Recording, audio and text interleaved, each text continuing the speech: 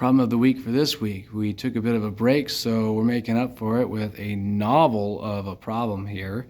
I think this is about as succinct as I can make this. We start with a set of vectors, length m vectors, whose entries are all the numbers between 1 and n.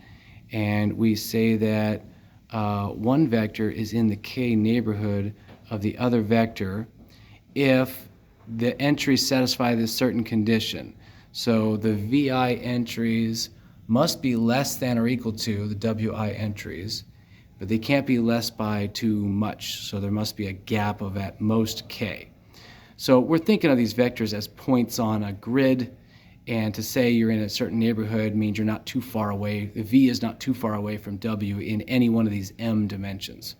We play this game, Alice and Bob play a game, where they start off initializing the vectors that have values k or greater for all their entries.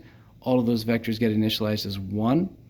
The remaining vectors, any vector that has an entry that is k minus 1 or less, those vectors will have a value of 0 at all times. Assigning these values is a way of saying whether the vector can be selected at any stage in the game. So Alice and Bob then alternate turns selecting vectors that have a value of 1.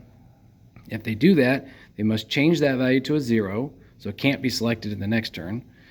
And they must also toggle the value of every vector in its k neighborhood. So it'll turn 0s to 1s and 1s to 0s unless that vector happens to be in the dead zone with entries k minus 1 or less, then it just always remains 0. So we want to find a formula in terms of k, n, and m to calculate whether the first player or the second player will have the last turn. So that's understandably, that's a lot. Let's run through an example. So we have here n equals 3, m equals 2, k equals 2.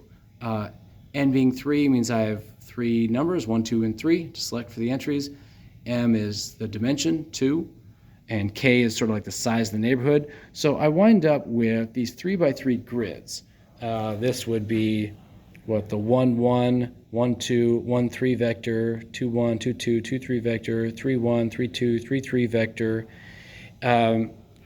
K means that when, k being 2 means that when I select a vector, its neighborhood is a size of possibly size 2. This guy's neighborhood would just be itself.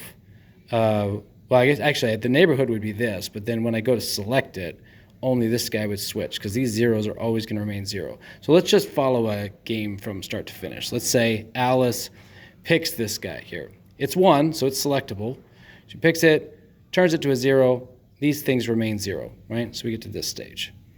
And then Bob, let's say Bob picks 3, 3. 3, 3 is up here in this corner, right? So Bob picks this. Well, the neighborhood, 2 by 2, is this grid here. And so all the 1s turn to 0s, and this 0 turns to a 1. We get this grid. Then Alice can only pick this one. It's the only one on the board. So she picks that, turns that to a 0. But again, these never switch. Anything in this grid always stays 0. And so that's it. There's no more turns to take. Alice takes the last turn. She wins the game. Now, the challenge is to find this formula in terms of k, n, and m that will calculate who takes the last turn, whether it's the first player or the second player. The first person to give me an answer wins the prize.